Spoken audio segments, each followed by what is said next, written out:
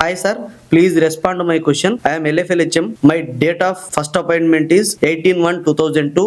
I am non-creamy layer or creamy layer. Please tell me sir. Sir, దయచేసి గురు సామాన్యంలో నాకు మీరు, ఎందుకంటే 2002లో మీరు LFLHM గా జాయిన్ అయినటువంటి వ్యక్తి మీరే కాదు సార్. చాలా మంది ఎంప్లాయీస్ మా నాన్న గ్రూప్ డిలో వర్క్ చేస్తారు, శాలరీ ఇంత ఉంది, 8 లక్షల కంటే ఎక్కువ ఉంది, నాకు నాన్ క్రీమీ లేయర్ సర్టిఫికేట్ వస్తుందని ఒకరు, మా భర్తకు మంచి ఉద్యోగం ఉంది, నేను నాన్ క్రీమీ లేయర్ కు అప్లై చేసుకోవచ్చు అని ఒక ఆమె.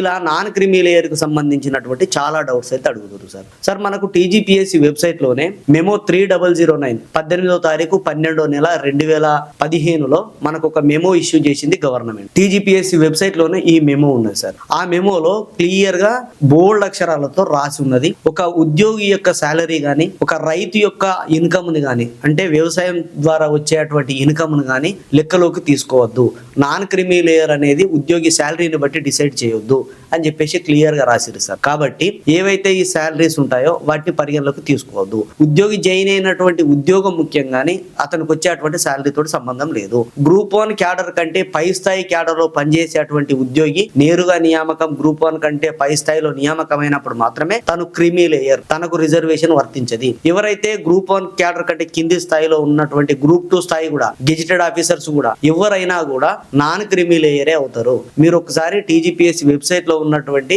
ఆ మెమో చూడండి, ఇప్పటికీ అప్డేటెడ్ గా అదే ఉన్నది.